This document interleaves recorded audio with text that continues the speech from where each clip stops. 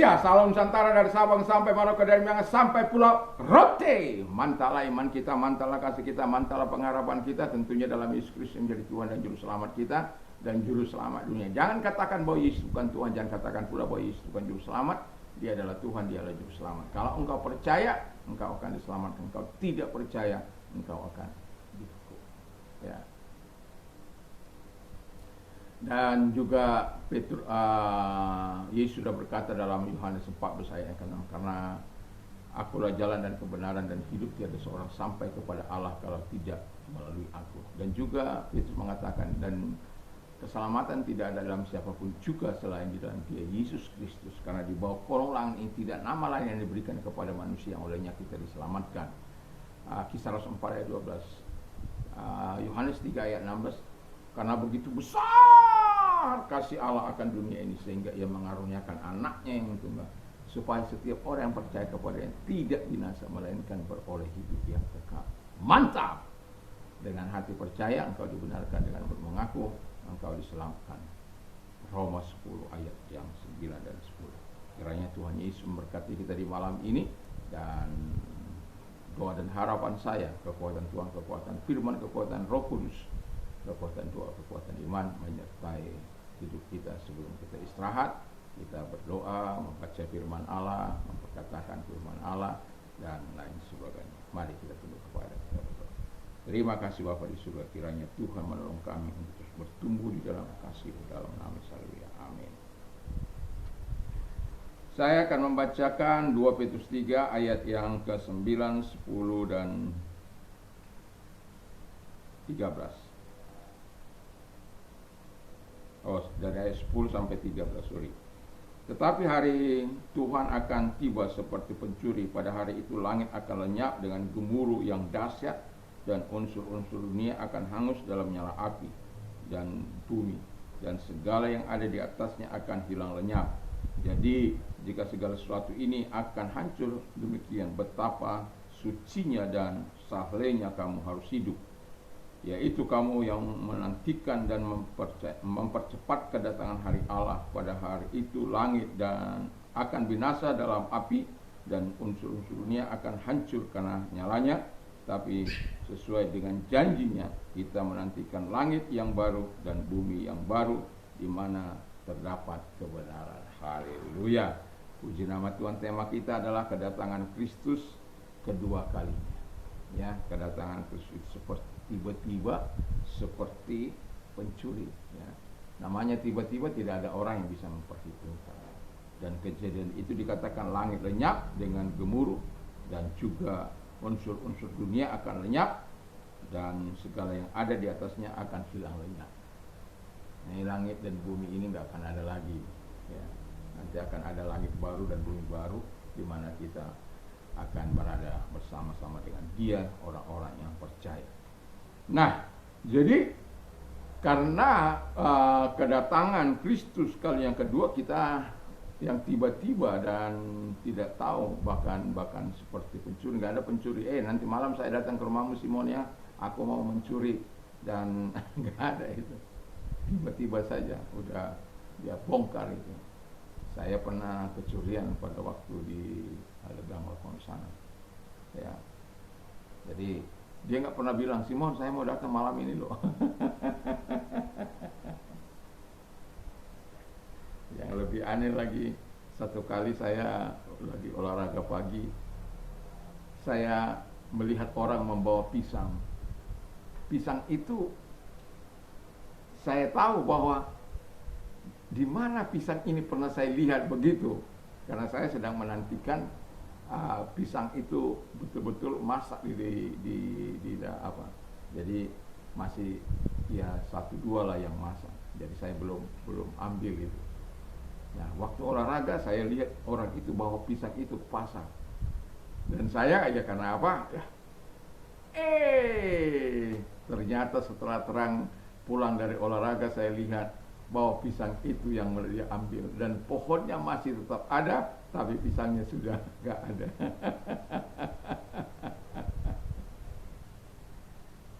Itu kecanggihan orang mencuri.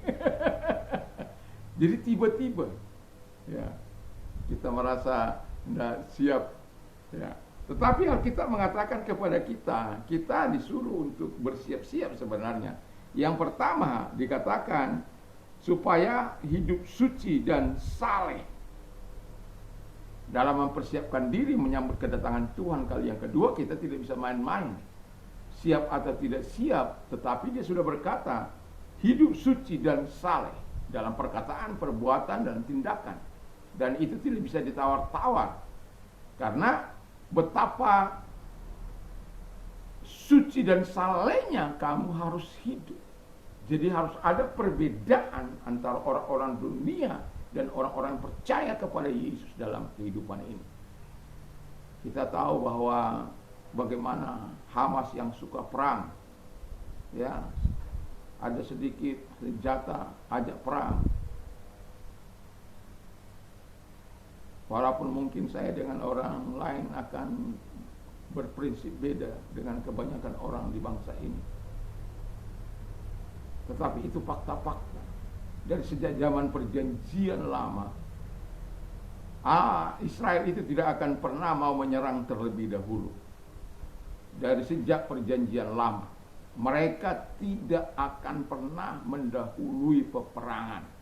Tapi apabila mereka diperangi, mereka akan menghancurkan musuh-musuhnya. Dari sejak zaman perjanjian lama. Dan sampai sekarang kita melihat, dan pada akhirnya kita bisa melihat bagaimana kehancuran yang ada hanya karena adanya keinginan-keinginan orang yang berperang. Tetapi apapun itu keadaan mereka lah itu. Tapi kita berdoa supaya damai. Ya, sebagai orang percaya kan kita disuruh untuk hidup damai, untuk tidak menyakiti orang, untuk tidak membunuh orang, untuk tidak memulai hal-hal yang jahat, supaya orang tidak melakukan hal-hal yang jahat. Yesus sudah memberikan golden rule-nya. Whatever you meant to do to you, do also to them. Apa saja yang orang lain kehendaki, apa saja yang engkau kehendaki untuk orang lain, lakukan kepadamu, lakukan juga demikian. Kalau engkau mau dibaiki, baiki orang lain. Kalau engkau mau dikasih, kasih orang lain. Kalau engkau mau diperangi, perangi orang lain. Maka akan ada balasan selanjutnya. Dan itu hukum positif dari Tuhan, di mana kita yang berinisiatif untuk melakukannya. Dan semoga kita tetap berpikiran positif dalam hidup ini.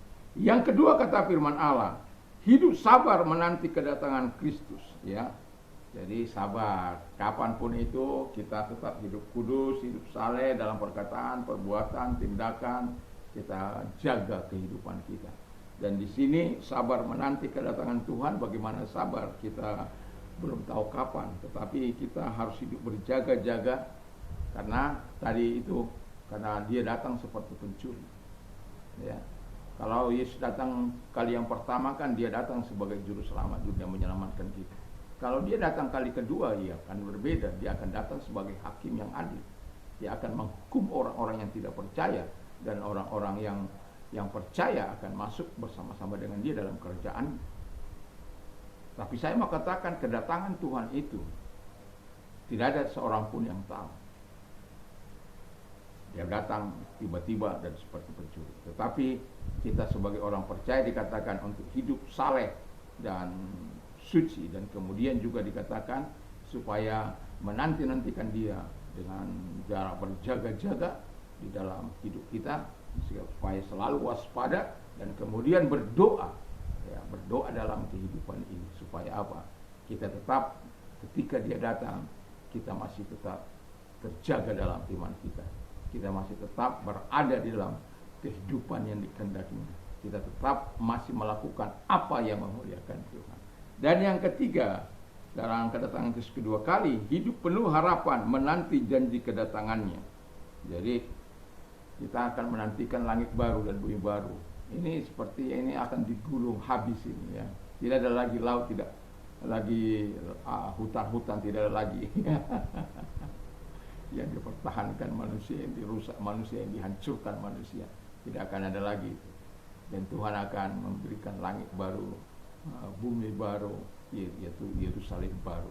di mana tidak ada lagi tangis, ratap, retak gigi, dan tidak ada lagi penipuan, pembunuhan, kasus-kasus kejahatan, dan tidak ada lagi di situ.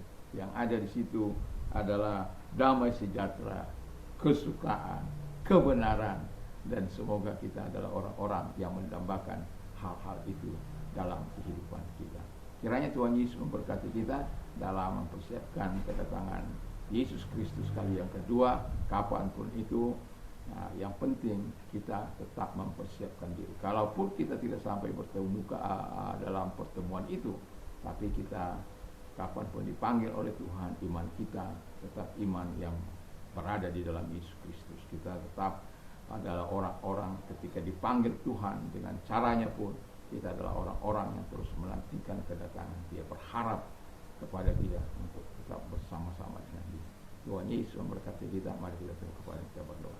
Terima kasih Tuhan, biarlah kami dalam menantikan kedatangan Tuhan, kami terus hidup di dalam hati yang suci dan saleh Bapa di surga, dan hidup sabar menanti kedatangan Kristus.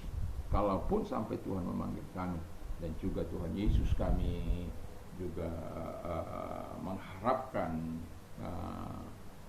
langit baru dan bumi baru yang Kau janjikan itu. Karena di langit baru dan bumi baru itulah orang-orang percaya tinggal bersama dengan Kita. Terima kasih Bapa di surga, dalam nama Yesus. Haleluya. Kalau engkau sakit, apapun sakit penyakitmu, arahkan tanganmu kepada Tuhan. Kita akan berdoa. Lihat tangan-tangan yang diangkat kepadamu Tuhan, karena Engkau tidak mengenal jarak, ruang maupun waktu untuk menjawab mereka, menolong mereka. Bisa hadir saat ini juga dalam nama Yesus. Segala sakit penyakit yang mereka menentangkan keluar, dan oleh biru-biru daripada Tuhan Yesus Engkau sembuh, oleh kuasanya Engkau sembuh. Dan kalau engkau sedang mengalami masa-masa sulitmu di hari-hari ini, mari angkat kedua belah tanganmu, kita berdoa kepada Allah. Bapa, lihat tangan-tangan yang diangkat kepadamu. Tuhan, tolonglah setiap kami Bapa di surga yang sedang mengalami masa-masa sulit kami. Pertolongan-Mu kami dambakan dalam waktu yang relatif singkat, dalam nama Yesus Kristus, sehingga kami tidak bisa memuliakan Engkau, meninggikan Engkau di dalam nama Yesus Kristus. Yang bersyukur dan berdoa. Terima kasih buat pertolongan, terima kasih buat kebaikan bagi mereka semua. Dalam nama Yesus, haleluya. Amin. Dan selamat malam, selamat kita beristirahat. Jangan lupa untuk bersama dengan berkeluarga untuk berdoa bersama-sama, memperkatakan firman Allah, dan doa dan harapan saya di selipnya Tuhan bersama dengan Tuhan. Damai sejahtera Allah yang melampaui segala akal akan memelihara hati dan pikiran kita mulai saat ini sampai selamanya. Mantap, mantap, mantap.